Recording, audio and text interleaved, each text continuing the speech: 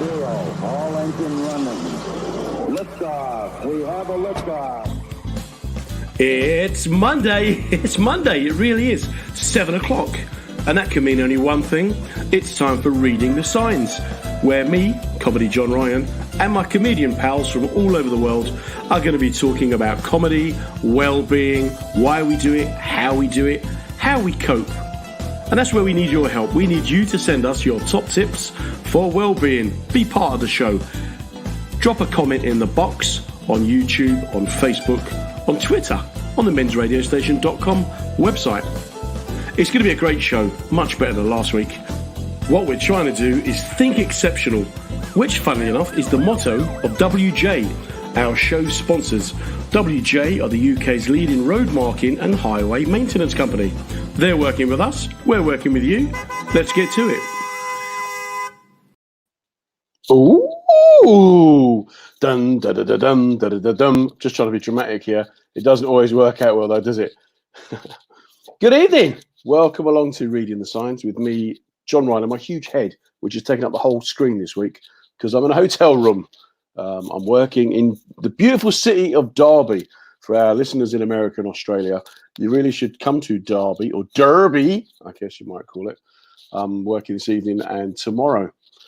It's been a great week. I've done loads. How's your week been?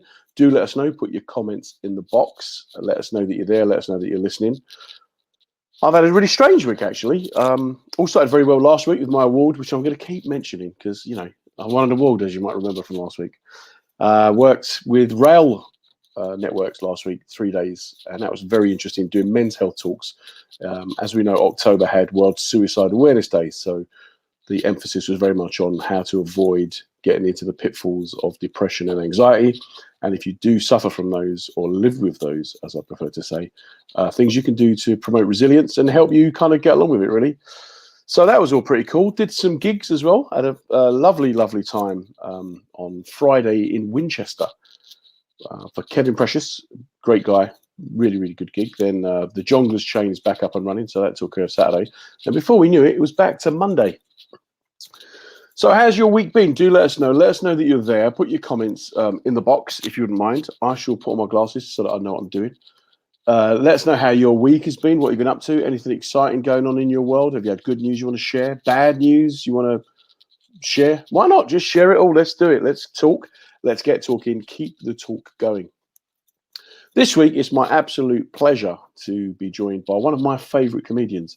This guy, Steve Best, is very well aptly named because he really is one of the best. I know, a bit of a cheesy intro there, but there you go. In my old autograph book, I only ever had 3 autographs, okay? And one of them was from a guy who sang with the Drifters, or who claimed to, that I met once when I was about 20, drunk. One was Curly Watts from Coronation Street. And the third one was this guy, Steve Best, who I thought was so brilliant that I persuaded 9 mates to come with me to see him at the Hackney Empire once in about 1993. And obviously we all looked like football hooligans. And after the show, we wanted to go say hello to him and ran down the street towards him, which is when I met one of the greatest dads I've ever met in the world, which was his dad, who stood right in front of us, put his hand up and went, "All right, lads, what's going on?" And we went, "Oh, we just want to say how much we really like what he's doing." So that was pretty cool. So it is a real pleasure to talk to this guy tonight. He's not just a comedian. He's one of the best photographers, certainly that I know of anywhere in the country. Very, very creative. He's got a wealth of talent, a wealth of stories. I'm sure you're going to enjoy having him on board. So with that in mind, please welcome Mr. Steve Best. How you doing, mate? Very good. Well, lovely introduction. I think that's the best introduction I've ever had. Ever. Yeah. But first time we ever met, I stalked you. We harassed you and chased you down the street. So yeah, I don't remember that. I don't remember that, but it's a nice story. I like that. The Hackney Empire was always quite a tough gig, actually, depending what it was like. I mean, it could be quite tough, that one. Nah, not when we were there, mate. Not when we were there. We were there to support you, to get along, to enjoy. Yeah, and it was just great. I always remember just thinking you were brilliant, just incredibly silly man. That's the best compliment I could play to you. I like silly. I'm one of these chatty comics who just talks, and I envy the kind of the real creatives like yourself who just Just a bit like. That's right. I mean, it was kind of, I called an Edinburgh show Steve Best is immature. And I got a really weird critic saying, it's a bit silly, it's a bit immature, this show. And that was their kind of critique. And that was basically what I was doing, just silly stuff, mucking around, jokes, gags, visual stuff. But that was it, really. It's immature. There we go. And again, so then the first time I ever worked with you, let's just get the fandom thing out of the way first.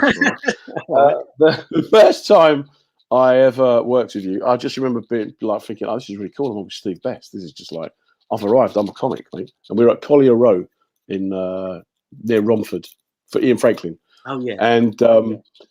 And then I'm sure people who've seen you will remember your little Elvis thing where you put the kind of rubber hat thing on, and it's a really rough room, tough crowd. And as you were doing your stuff, this table of lads all kind of stood up and went behind a pillar, and I could see on stage that you were very uncomfortable. And they then proceeded to put these Elvis kind of caps on as a tribute to you and go, "Look, we've got them as well." Oh, they were the good days, purple patching days, huh? What happened to those? Happy days, happy days. I remember that. How did you get? Yeah, go on. Sorry. You remember that gig? Yeah, no, totally. I remember that was always kind of a gig where it felt like it could kick off at any time, but generally it was actually an all right gig. I mean, it was quite laddie, obviously, but it was good. It was all right. It was all right. Happy days. So, what did you do before you did comedy? Nothing, mate. Nothing. I got obsessed with at school. I was a very good student. I mean, I took my GCS O level then, and my maths O level a year earlier. Got an A grade. I was really good at school, and then I got obsessed with magic. So I actually ended up just doing magic all the time, and then doing my A levels and just bunking off doing kids shows. And I didn't really do very well in my A levels, and I went straight into the world of showbiz kind of thing. So I haven't done anything else. I've never had a job, never gone for an interview. It's been quite a strange time, really. Yeah. Wow. If anyone wants to give you a job, would they have to give you an interview now? You could, as now you're a mature man, aren't you? You're a circuit veteran. I don't know what I'm good enough to do anymore, but job wise, but. Yeah, it's quite a strange one. I went straight into the kind of mainstream circuit in a way. It was these kind of caravan parks, Butlins and things like that. And I did this audition. I had about 6 minutes of material, and they booked me to do an 18-week summer season where you had to do 45 minutes. And I just had to learn so quickly. So it was a really tough learning. I got sacked off a few of the ones. And then, but I did the 18 weeks. It was really long slog. And then I came onto the London circuit, and that was it, really. Yeah. So where were you brought up? I was brought up in Epsom, Surrey, Epsom District Hospital. Very nice. Very nice. And I kind of lived around there, and that's it. Yeah, came into Hammersmith, London, with some flatmates when I kind of moved into London. Moved back down to Surbiton and back into London. So, yeah, Surrey boy. Not too far. So, where was your first gig? What made you decide that you were going to go onto the circuit? Well, you see, it's a bit of a blur, that first gig, because as I said, I did these kind of this summer season, and I came into London. I can't remember my first actual alternative gig as such. So I kind of came in because I had a really strong open spot at the time. I got booked quite quickly. So I can't, so I did quite a lot, got onto the circuit very quickly after that summer season. Yeah, I can't remember what the question was. You don't remember what the first gig was, how it went? I don't actually. No, not really. I think I can't remember what was because I developed my act. I was in Cyprus. I was doing close-up magic because I was really into magic at the time. And I was doing close-up magic around the tables, and then I was playing the guitar as well because I studied the guitar. I was really into the guitar, so I was playing the guitar while people were eating at this restaurant in Cyprus. And then I'd do a bit close-up magic, and at the end of the night, I developed this 5-minute act that I did in front of them. So that kind of was my first show. It was in Cyprus, and there were a lovely kind of expat audience who kind of went for it, and I developed a bit more. So I was there for kind of the whole of the summer. Long time. So how is that different then to going from that to rooms above pubs? It wasn't that different actually. I mean even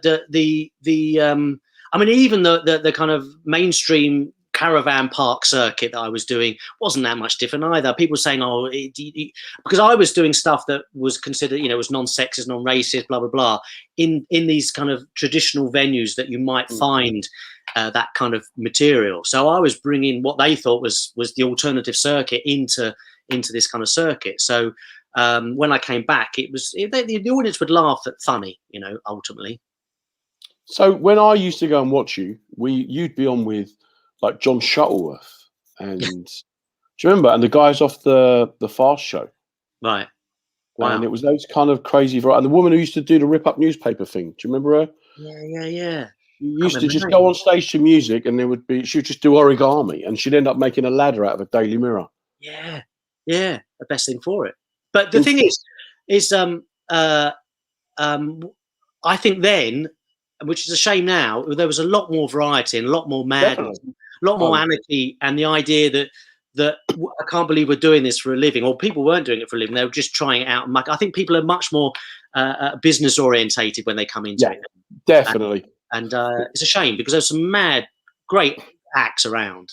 So what year was it you started? Oh, I can't remember now. It must have been 70. 1990, about 1990, something like that. Must have been somewhere around there. Yeah. Because my favourite comics at the time, obviously, was yourself, Chris Lynham, John Shuttleworth, and Martin Sohn. If I saw you lot was on a bill, I'd go. I'd persuade people to come with me, and we'd go to the place at Finsbury Park. Yeah. Was that Red Rose? Red Rose, yeah. And Hackney Empire. Those are our two regulars. And then we discovered hecklers in Leytonstone, and I discovered Brian Higgins and Steve Gribbin. I was like, wow. That's great. But as soon as you've gone for kind of quite visual kind of acts or kind of quite surreal, maddish acts because Martin Sohn was one. I love Martin Sohn. When I started a club in Epsom, the Doodah Comedy Club, funnily enough, with Kathy Dunning, who went on to write The Weaker's Link, is now a multimillionaire. Wow. So we kind of half compared that club, and Martin Sohn, I think, was one of the first acts on. And we got complaints the next day from the staff at the Epsom Playhouse saying that there was poo in the audience and blood, but because it's Martin Sohn used to do this thing, and it was a bit of chocolate cake or something like that, but he pretended it was poo, and he was eating it or something like that, and he chucked it into the audience, and they thought it was real poo when the cleaners found it. So we got. I always remember going to see Chris Lynham, and he basically, the music would start. There'd be a stool with 3 apples on. With they come out of a baseball bat. Look at the apples, pick them up, put them there, and then just smash the apples up with a baseball bat. Go to the microphone and go, the juggling's off. What great gag. But see, I love silly. I love that whole kind of Harold Lloyd, Chaplin, all that kind of stuff. And just that visual. I hate clowns, but I like, street performers, for example. I think are brilliant, just brilliant. Yeah, I think there's an immediacy, a fun thing to it. I was always in. I mean, growing up, we didn't have a television. We didn't have a television. We didn't have a television, but so my parents they used to play LPs, records, so they used to play the Goons to us, and some really kind of offbeat, great funny people, and and when we did get television, people like Tommy Cooper, who was very visual. I used to love, and Steve Martin in his early days, White Suit, Arrow Through the Head days, fantastic, all that stuff. But then again, I also like people like Bill Hicks and people who I was nothing like, so. I could never get into Bill Hicks. I just thought he was all too angry. I remember once James Daswell, big fan of Bill Hicks, lent me a book, and I just tried watching it, but it's just still like a really angry, shouty man. George Carlin, I kind of understood, but I was brought up on like Billy Connolly and Jimmy Cricket and Neil Tobin and the kind of old Roy Walker, them kind of old school comedians. Yeah. Plus silly. Yeah, I thought Bill Hicks, if you really listen to him, he was silly in one sense. He really turned. I think he was fantastic. One of my favourite. I do think he was great. If you really listen to him a lot. But and then you kept going. What made you keep going? What was your dream? What did you want? Well, At the time, I think when the circuit was happening, we just, in a way, couldn't believe that we were making a living out of it. So I didn't really want. I just wanted to work and have fun ultimately, and I did that for a lot of years. I think when the kind of big clubs came, the jongleurs and things like that, then it got a bit hairier, where you just thought you have to do 20 minutes, get it right, and because you needed to get booked back, and then you get into the circuit of paying a mortgage and family, whatever like that, and it gets a bit scary. Really, I wasn't really a risk taker, which I should have been. I think at the time, I did an Edinburgh show, and I should have carried on doing it, because that was when I really wrote and thought about me as a not as just as a 20-minute act on the circuit. And I think that is the secret. You've got to keep writing and do your own show, really. And then so the gigs go great, and then that's good for your ego and all the rest of it. And what about when they didn't go so great?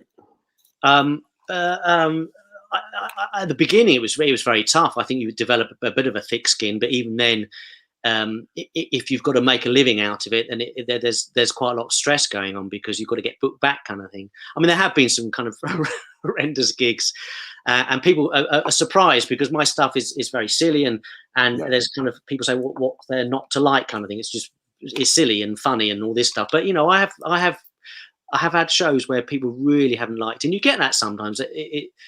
And I like that. I'd rather people really, really find you funny or really hate you, rather than anything in the middle. Yeah, it's that Chinese takeaway thing, isn't it? Where what should we have to eat? Let's have Chinese, but you don't kind of go, oh my god, we could have Chinese. Yeah. Whereas you go for that. Yeah, I always remember once seeing Raymond and Timpkins. Raymond and Timpkins are just phenomenal, just great hit. Yeah. And they use cards with words on, and they act out, so there's no talking. And I watched them. I think it was Bury St Edmunds. And I was at the back watching him, just laughing my head off. And then this guy on a table in front of me kept talking to his mate. And his mate went, "Will you shut up? I'm trying to watch." And the bloke said, "But there's nothing to listen to." And the guy said, "Well, I can't read and talk at the same time, Tommy."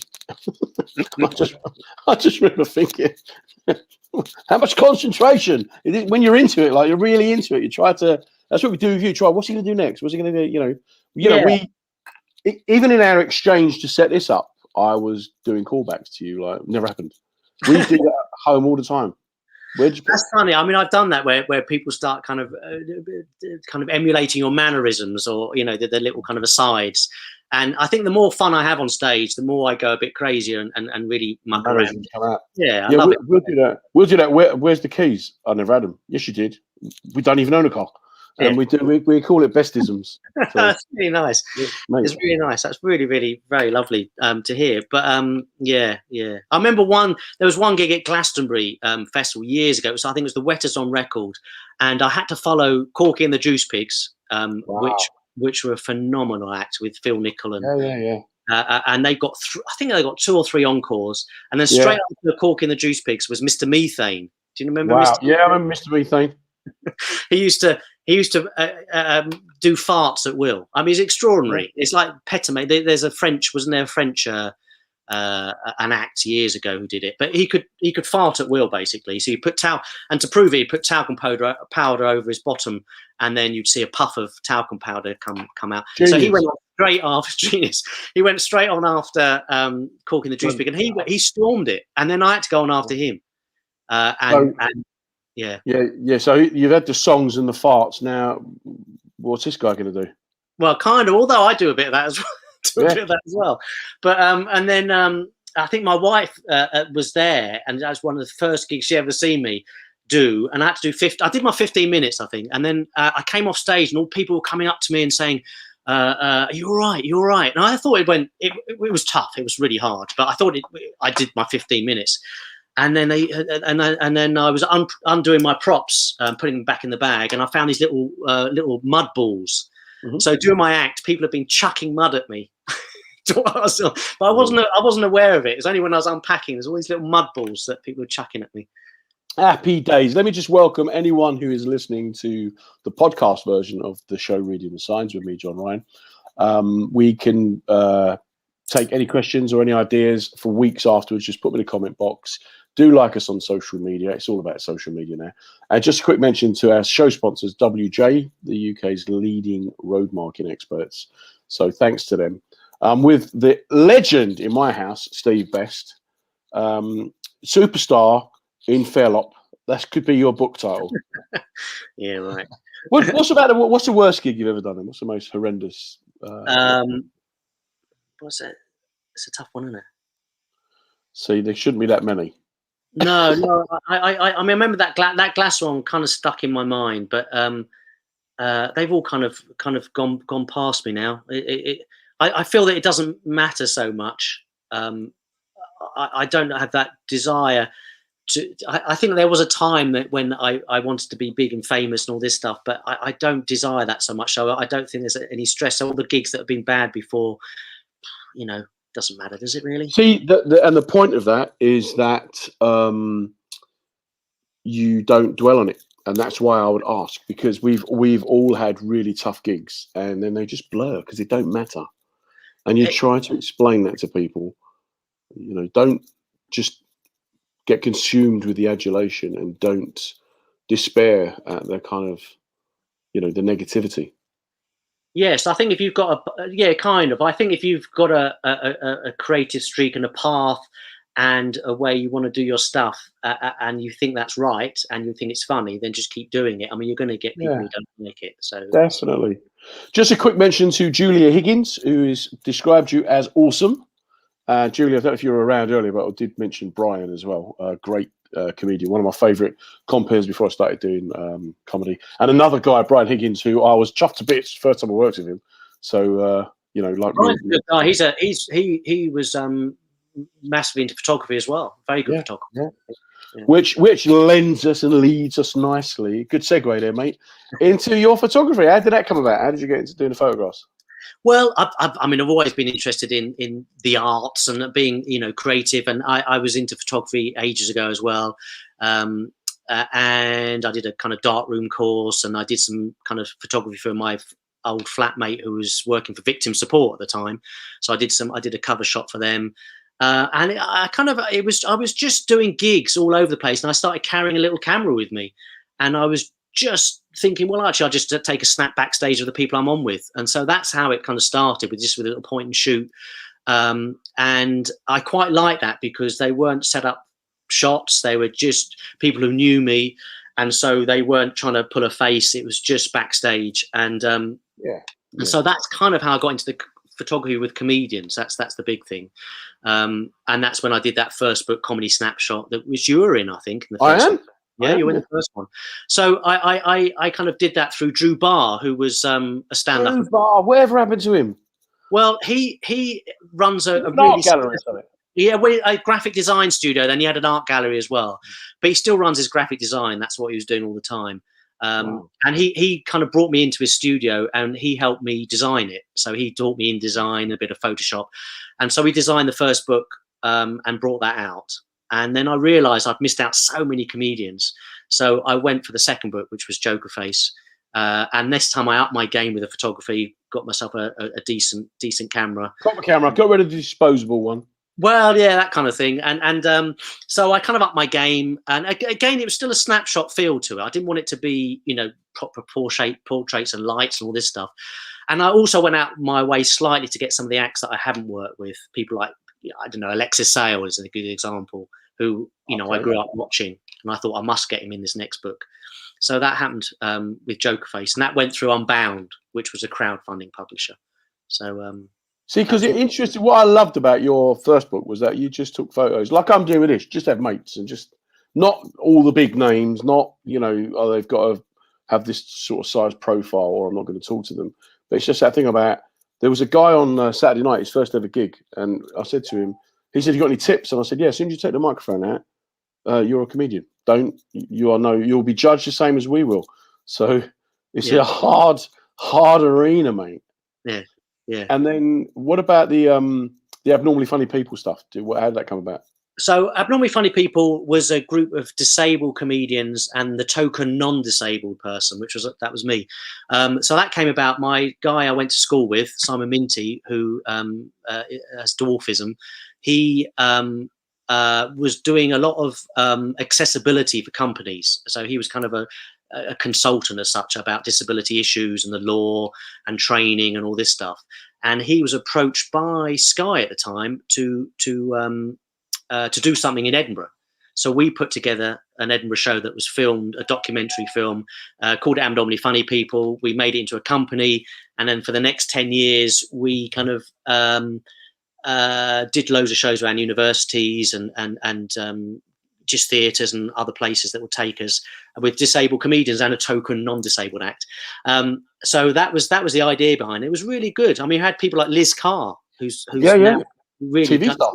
Yeah, absolutely. And she was one of our first acts, and she was quite at the beginning. I mean, she would say it herself. She was kind of quite an angry kind of act, and she became a really good stand-up. I thought she was an excellent stand-up, but she's now more into acting now. But people like Tanya Lee Davis, Steve Day, Don Biswas joined us later on, and people like that with some really good acts. But see, what you did there was you gave an opportunity and a kind of platform for people who the circuit wasn't really fair to, I don't think. And that goes back to where you've come from, this kind of alternate comedy where it wasn't about white, middle-aged, middle-class blokes telling jokes about their wives.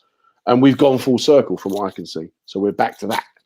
And then, yeah, maybe that's what's happened. It's a strange one, isn't it? Because at the time, the disabled comedy was very much, I don't know if you kind of ghettoise in a disabled community kind of feeling. It wasn't into the mainstream alternative comedy kind of scene. But I think we kind of helped it along, certainly. And now I don't think there's much need for something like Abnormally Funny People, because there's so many good acts that have just been accepted into the... Yeah. And I've mentioned this a few times on here, that, I'm a white, male, heterosexual, middle-aged bloke. So there's a lot of us on the circuit, and I'm not threatened or challenged by allowing other voices and people to come through. And you're one of the reasons why people like that have come through. And it's strange where we don't always realize where we fit in the great big cog of the comedy circuit. No, I think it's hard. I mean, especially after lockdown now, and I don't know if you're finding that I mean, I'm not out looking for it so much now to get so many gigs.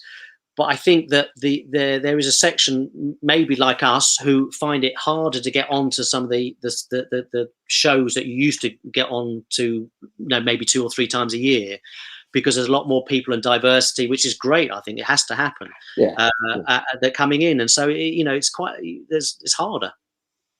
Yeah, I think so. What do you prefer then? Do you think the photography or the comedy? What's your thing? Well, I'm trying to combine it slightly as well. So I do obviously straight stand up. Well, not straight stand up. Straight stand up. Being silly, straight stand up, is it? Yeah, and then I do my photo shoots and my live comedy shoots. But what I've been doing just before lockdown, I started it actually, was going to camera clubs and little art centres and doing a talk about the publishing world that I've been involved in, and comedy, obviously, and also the photography and my exhibition work that I've been doing with the photography. And I've been doing this really lovely talk. So what I'm thinking of doing is kind of combining it even more to make it just really funny, loads of slides and lots of gags, and go to Edinburgh or something like that and do a 55-minute show that's just that. So it's both comedy and photography. So that might be my way forward. But what do I prefer? I've been preferring, I think, the photography at the moment. I've just got more creative with it and having really good fun with it. How do you find then traveling around the country, when you were doing gigs all over the country? Is there a universal market, or do you get judged because of your accent, or are there places where you go down better? I mean, I haven't travelled as much now. That's one of the reasons why I like the home thing of studio in the house and not going out kind of thing with the kids and all this. I quite like that. But when I was traveling, they always say about something about Liverpool, which is quite tough. And I did find that. I don't know if it's kind of psychological. I remember doing the Rawhide. Remember the Rawhide Comedy Club, which was it used to be in the big theatre, and then they went downstairs and they keep moving venues. But at the time, I was headlining that, and Thursday, Friday and Saturday you'd do. And for some reason, I would storm it 2 of the nights going on last. And one of the nights, they would just not like. Every time I did it, there was just one night of that 3 that I just couldn't. That something went wrong, or they didn't like me. And I don't know if I put that down to being a bit of a southerner or something like that, but I'm not sure. It's a bit unfair to say, but I don't know. So you hide behind the camera, and then you hide behind the character, right? Yeah, this is very deep, this, mate. I told you. What? There might be something going on there. There is something in that. In that, people don't recognise me. I've done some really good shows, comedy-wise, and you go to the bar afterwards, and people start talking to you about your act, saying that guy, he was really, and they don't know it's me because I quieten down when I'm on stage. But when I'm on stage, I do go a bit manic, and so it is a character, but it's an extension of who I am. But it's not a character in the same kind of putting on a wig, and do you know what I mean? It's an extension of who I am, but it's still a kind of character. Yeah. Then how do you switch it off for when you get back home? Because you've got a normal family life, haven't you? Yeah, I suppose, but I do muck around with the kids. I mean, in my own kind of stand-uppy way, mucking around way. So I do switch off. I mean, there are comedians, as you know, who don't switch off, and I think that must be horrendous for a family life. Yes. How can you maintain a network of friends or contacts when because comedy's all about me, isn't it? It's me. Yeah. I mean, we have a weekly poker session with comedians, so we're certainly not trying to win one over the other with funny lines. We have a big laugh, and about the circuit. But we don't. We're off. We're not trying to be funny. Yes, Dickie Richards, great comedian from down in Ramsgate. He was a guest last week.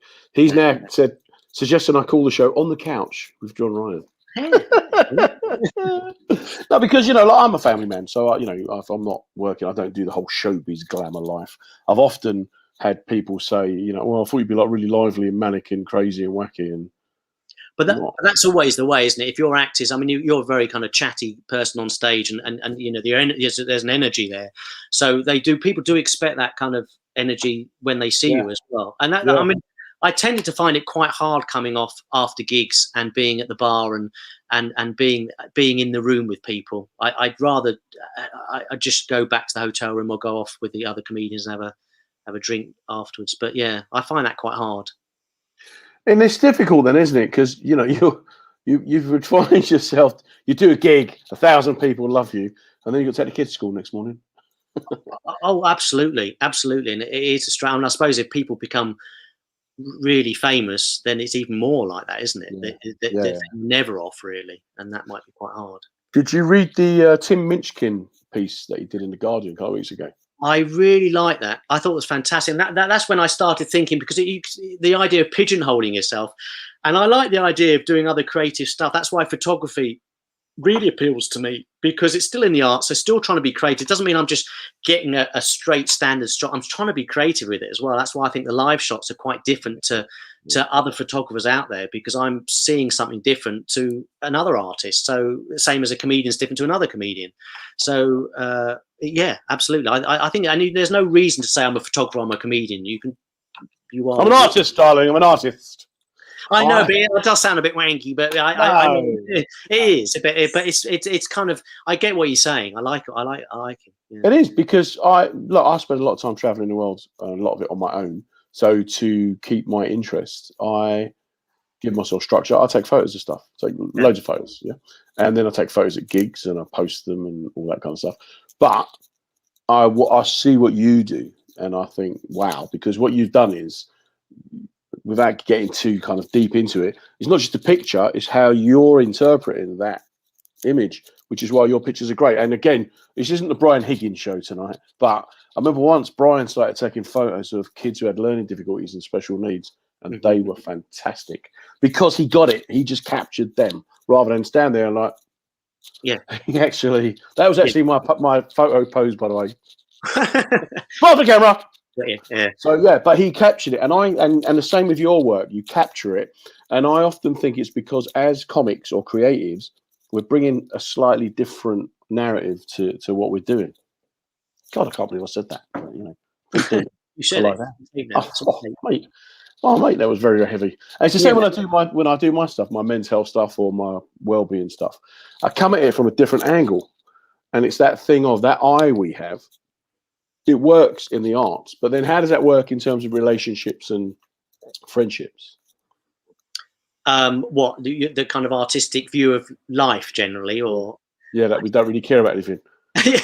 I mean, it's hard, isn't it? Because I think you can come across as quite self-centered and obsessed with what you're doing. I mean, I get very. I think I've got a bit of an obsessive nature about me. I mean, I remember if I like something, I like skill. I like watching something that has got a lot of skill behind it. I mean, that's why I got into the guitar. I used to play 8 hours a day at the guitar. Wow. And just get up at 6 a.m. and play my scales until kind of 8, have breakfast, do another 2 hours, and then do 4 in the afternoon. And I did that for an hour and a half, a year and a half or so. When I was kind of 19, 20, I just got obsessed with things. Same with juggling. I used to, before school, when I was 14, 15, I used to juggle for half an hour before school, come back and do another hour. So I really get into stuff. And I think that doesn't work very well with family life sometimes, because you don't think about everything else that's going on. Yeah. And then it's desire for different things, rather than saying, well, I should be working with the family. You think, I've got to get that juggling trick right. That's not quite right. Yeah, and it is that thing of our focus and what we consider. You're right. So there's socks on the floor. No one's going to die. They're just socks. Just don't look at them. Don't look at them. Look, listen to this joke I've written. And it doesn't really help. I mean, very often, especially when I'm out with non-comic friends, and they'll go, "What are you thinking?" And I'm like, "Can't say it." I'm wondering how many pickled onions I could put up my nose. Yeah. It's that kind of, isn't it? It's and all comics share this common thing, and then they all go to Edinburgh and they meet up with other people who think like them, and we realise how good it is that we're all kept apart. Well, yeah, I think there's in that. I mean, I'm constantly, I am criticised a lot for not being in the moment of something else when my head's elsewhere, or I work on something. I think our timing and kind of structure of the day and things is very different to people who've got other jobs. Yeah. But it's also about values and that as well. And if you value friendship, and again, because during like lockdown, as we came out of it, I mean, I've always tried to take off one weekend a month or every 5 weeks, right? And I'll always turn down work if there's, I turned down a well-paid gig just for a lockdown because I was going to watch some people going on a balloon trip. I wasn't even going in a balloon. I was just going to watch them. But I didn't want to go, no, I'm not. Because once you start saying, no, I'll take that, you lose sight. Yeah. And then and then it's just how then you switch from that stage persona to Joe Public persona. Yes, and also it's a kind of an ego thing as well, because you think, oh, I should have done that gig. But I think as you get older and they become less important, I mean, they don't in a way financially, I suppose, but yes, I think you've got to give time to friends and your family and all this stuff, because I want to as well. I mean, when we're together, it's great. I love it, but it is quite hard to switch off sometimes. I mean, I did a shoot. I did a shoot this afternoon with Alex Lowe, Clinton Baptiste. Yeah. So he came in with Lewis as well. So we did a kind of, and I'm thinking now that I've got to do post production there. So while I'm talking, I'm thinking I've quickly seen the pitch. I've got to do that now as well. But then I've got to put the kids to bed and all this stuff as well. But does he have your autograph? I don't think he does, mate. I think I am the most important person. Does he have bestisms in the house? I don't think he does, mate. So, no, I don't think so. About priorities. I love the fact, I like to think that secretly you are a librarian. You're working right now in a public library somewhere in Hammersmith. Well, that's the other thing is that, when the circuit went a bit fuzzy, a couple of years ago, the work, the money hadn't gone up really for years and years and years, and it was harder to get the work to make a living as a stand-up. There was a time that my wife saying, I think you should look into getting a job now. So, there was that kind of period. And then the photography started to do what I wanted it to do. It took quite a while, 4 or 5 years for it to become what it is now. Yeah. But, I kept saying that I've got to stick with this. But got to, mate. But, you've now given me an idea for a regular weekly feature with, what am I going to do now? I'll call it. No, you've got to get certain age comedians on there. Just quickly say hello to anyone listening to us on the podcast or the repeat show 7 o'clock on Monday morning. You're listening to Reading the Signs with me, John Ryan. This week's guest is the brilliant photographer and comedian, Steve Best. So if you are listening to us, do leave us a little note. Let us know that you're there, what you think, and comments. Do follow us on all the social media platforms. Although we're too old for all this social media stuff now, aren't we, Steve? Well, I'm trying to get grips. Are you getting to grips with it? I think there's some people who've done very well on it. Yeah. It's on social media, isn't it? I had someone say on Saturday or Friday say to me, I've got 15,000 social media followers. I'm like, but you live on your own, mate. You know, great. Who's going to make you a cup of coffee tomorrow morning? It's, Wow. it's a bit harsh, but I think you've got. I think you've got to dedicate a lot of time to it to make it work for you. And the people have done that. I think in lockdown, it's shown that some of the. I mean, the example is someone like Tanya Lee Davis, who was with Abnormally Funny People. She's got like 1.5 million followers on TikTok, and she has got a lot, followers on Instagram, and she's touring the States now with this Unstoppable Me hashtag and meeting and greeting and doing a show. I mean, the thing that she does on TikTok, is a bit, just her dancing maybe, or some other bits, and some stand up as well. But she's got the chops to actually do a show as well. That's the thing. So if you can get that audience from there, then some people have used it really well. Yeah, it is that whole thing of it's just a world. How much do you want? How much success do you want? Do you want to get? I like that I can go to my local Lidl, never Waitrose, unless Tasha's with me. It's Waitrose. My local Lidl, nobody knows who I am. I'm just John, the bloke who bought the 12 packets of snails for £1 each. Nuts. They do good nuts in Lidl. Nuts are great, good value nuts. Yeah. Oh, mate. See, any other men in the world, in the country, we're talking right now about the demise of Man United or immigrants on boats. We're talking about Lidl. That shows it all up. How do you then, how do you cope? What do you worry about long term? Do you think that there's security in comedy over the next 5, 10, 15, 20 years? Or are you going to? Well, don't know. I mean, I think there is. It's the platform. The social media is the platform to get enough people to get you on tour. I mean, so it depends how you use it, what you do with it. I see myself going much more into the photography world, but I'd like to do a show that was kind of both, really funny and bits in it. But, who is it? Al Pitcher. Do you remember Al Pitcher? Yeah. He used to do a show where he would go into a town and take photos of things going on in that town and then talk about them in the show. I think it was called Al Pitcher's Traveling Picture Show, something like that. Oh, is that before he moved? Because he's in. He's in Sweden now, so it don't count. So, but he's actually a bit of a star there, isn't he? I think he's done. He's kind of doing big gigs. He's Well, there's only 3 funny people in the whole of Sweden. One of them is a bloke called Lars, who's a drunk. And then there's Al and Bjorn Anderson. I think that's it. Yeah. Right. Yeah. Do you worry for your future?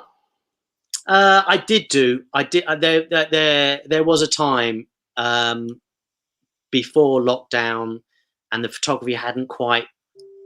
I kind of come out of the comedy world a bit too much, I think, and I did, but I'm not so much now.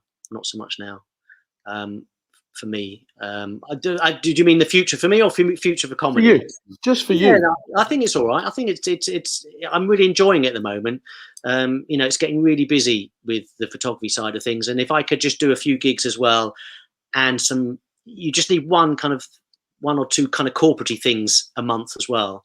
And I'm planning this. Something I've been trying to do for the last 2 or 3 years is this really fine art book. It's not something that will make money, but it will actually get me into the higher echelons of the arty photography world. I've got a great designer and I've got a great guy who does the photos to print. But it's this kind of comedians back to front, so backstage shots and front stage shots. Brilliant. So I've got loads of shots and there's some really nice ones, but it's expensive to do. So we're trying to work out a way of doing it in the next 6 months. And then what about your own mortality? Do you ever think about that, especially with what's happened today with the comedy circuit lost another performer, Phil Butler, age 51, good mate of ours, passed away this morning.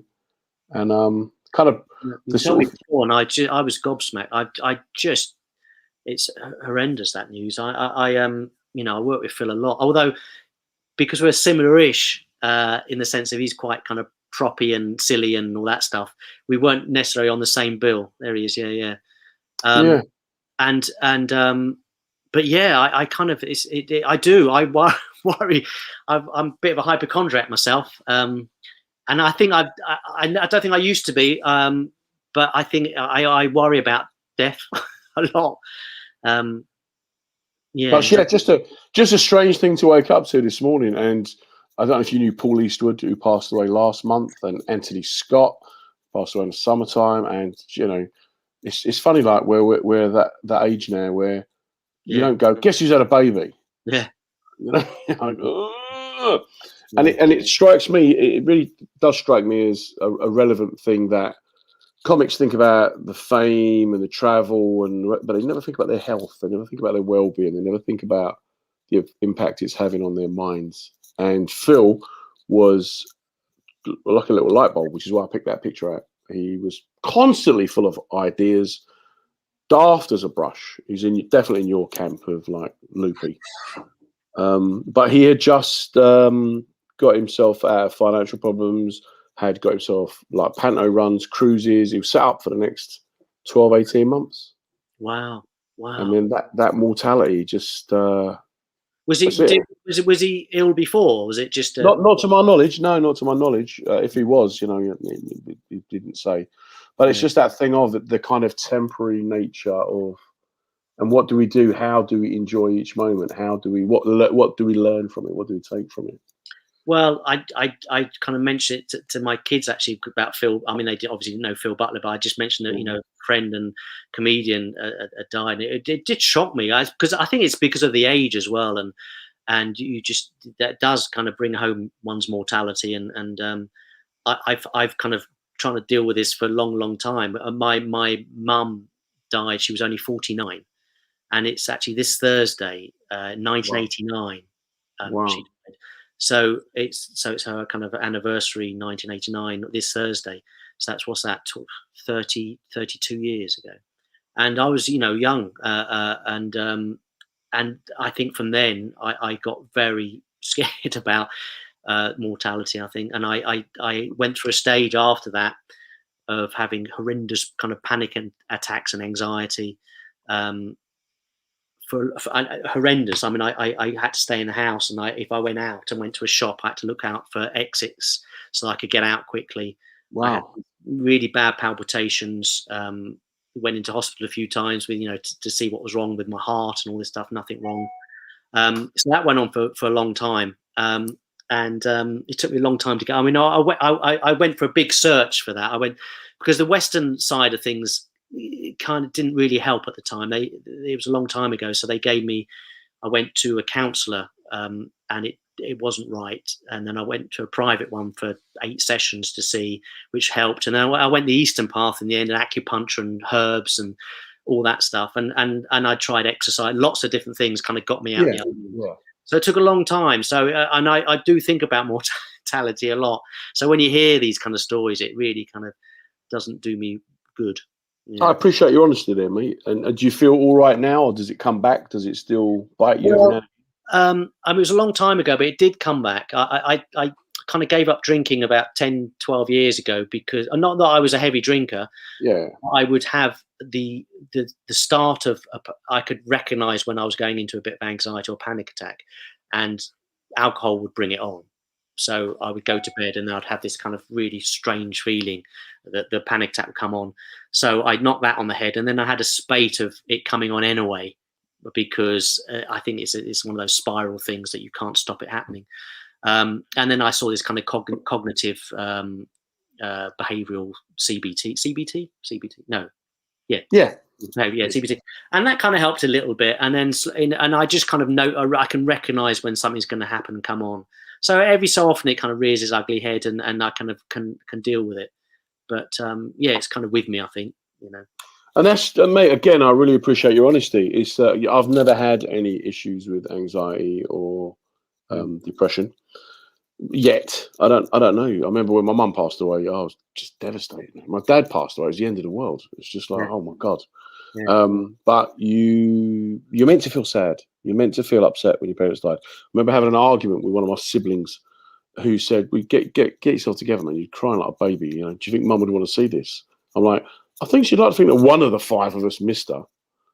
Yeah, I think that's the nature of, I don't know if it's a men's thing or whatever it is, but it might be more common. But I think at the time, my mum was ill for quite a while, and so I think I was holding in a lot of stress. So while she was ill, I was actually, although I had symptoms, my face came up in spots and all this stuff that I'd never had when I was growing up, kind of thing. So really strong acne and all this stuff for a while. But that's when she was ill. So I always thought, I mean, a horrible thought that when she was no longer with us, when she died, then everything would be okay. Yeah. But what happens is that there's this massive release, and your body then shuts down. So it's been really holding on to all this stress and coping with it, kind of thing. Your body's, and then when you think it's all over, that's when all the badness, really kind of pulls you. And that's the problem with panic attacks. You don't know why it's happening. You think, oh, actual fact, we're out the other end here. Why am I having these panic attacks? And so, and that's the thing that you have to kind of understand. Mate, and again, I appreciate your honesty. We got Ian Griffiths. Don't know if you ever remember Griff Griffiths, King of Spain. He's made a lovely comment on Facebook about how he took civilian friends along to the Phoenix Club, and they couldn't understand why it wasn't a crazy night of hilarity. It was just blokes sitting around talking like this.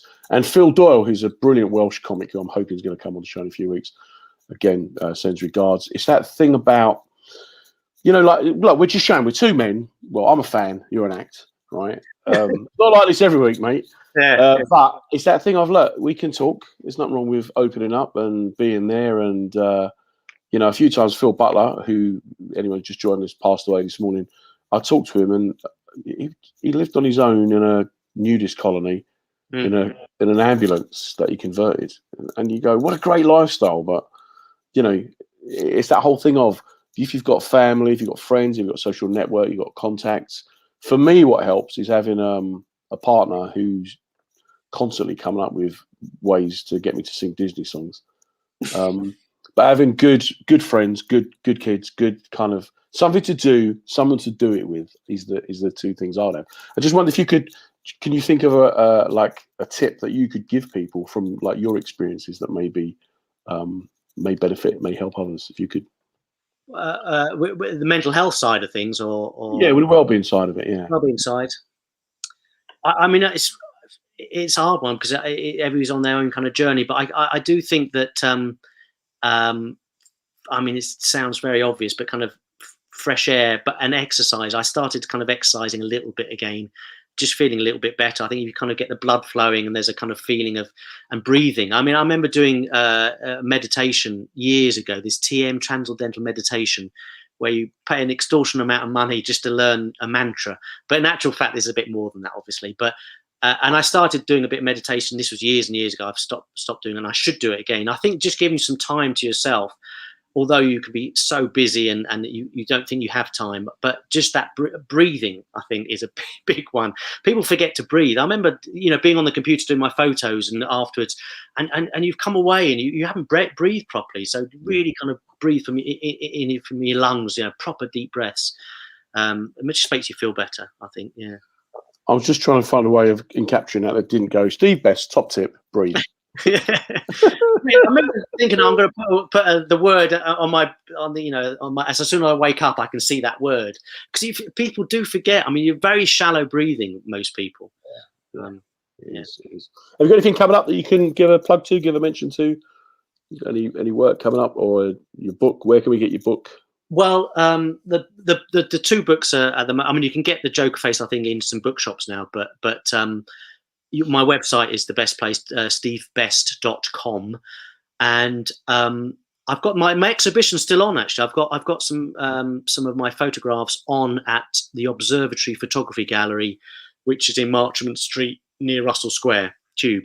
And okay, if people want to see it, and they do coffee there as well. I can meet people, which I tend to do, and they can see the exhibition. It's only 15 pictures or something. Is it free? It's free. It's free. The coffee's not free, but that is free. The coffee's 12 quid. It's like Ryanair. Yeah.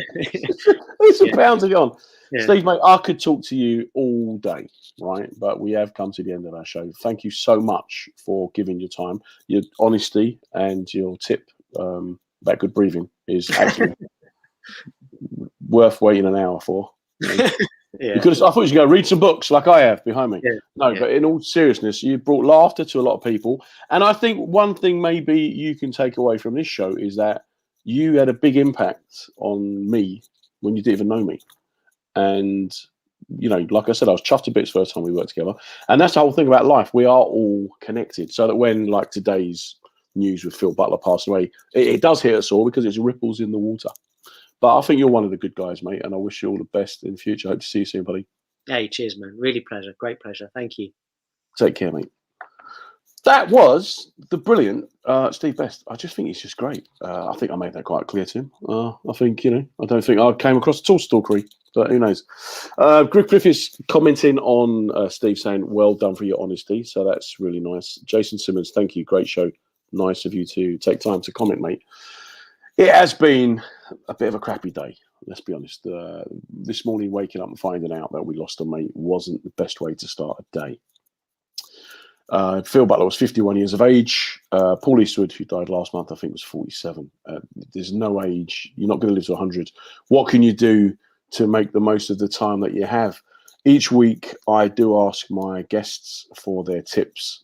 Steve's top tip there about good breathing and the importance of getting fresh air and exercise. That's pretty cool. Dave Wald, if I remember, had a great bit on having a routine and structure, making sure that you've always got something to do. Michael Straney, I don't think we'll take too much notice of. Drink goat's urine on a full moon.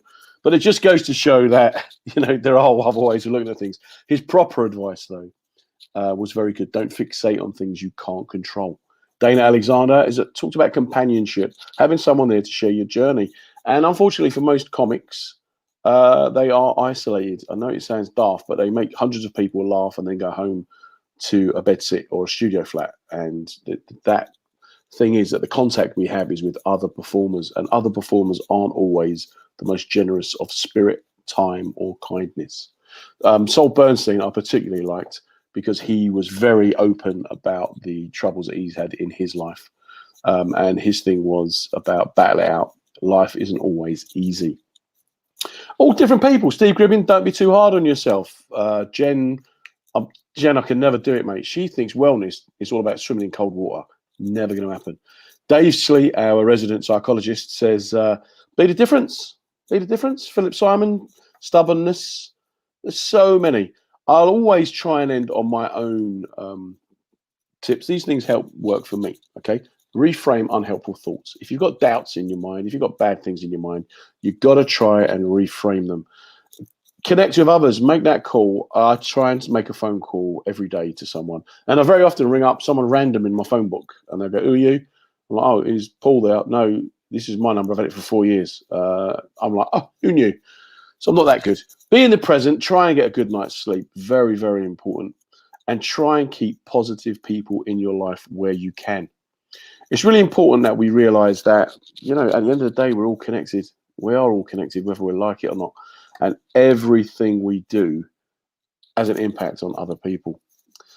Next week, I'm hoping that the brilliant Welsh legend, Phil Doyle, will join me. He's one of the funniest people you'll ever meet. Great singer. Misses a lot of shows because he's having dinner, but he's a good guy, good mate of mine. He's got a tough act to follow, Steve Best, this week, who I thought was a magnificent guest. I'm going to ask you to just take a few moments in your day. Just think about the people that are important to you. Think about what you want in life, what you're doing, why you are doing it. What is it that is motivating you? What's making you get up and do that job that you don't like, live with that person you don't want to be with, spend time with those people that don't interest you or enhance your life? Just stop and think about you, because when you go to sleep tonight, you are on your own. When you wake up in the morning, you are on your own. You spend a lot of time on your own. It's about trying to be comfortable with ourselves and trying to be happy. If we're not happy, if we can't find joy in things, talk to someone, get help. Thank you ever so much, as always, for coming along to listen. I do appreciate the fact that people come every week. We've got our regulars. We've got people who contribute their comments and all the rest of it. And I also appreciate the fact that, you know, there's a lot of stuff going on. You don't always want to be listening to me on a Monday night, do you? Do you really? I don't think so. Have a great week. And do whatever you do it well, do it with great enjoyment and gusto, and take care. 3, 2, 1. I'm sure you've heard before that good quality. Well, that's the end of another episode of Reading the Signs with me, Comedy John Ryan. We're here every Monday night at 7 p.m. talking with comedians about mental wellness, mental well-being, and just trying to get the conversation going. What we're trying to do is show that it's good to talk, and we're also trying to show that everybody can go through the same experiences. A massive thank you to the WJ Group who sponsored the show, showing their commitment not just to mental well-being, but also to reaching as broad an audience as possible.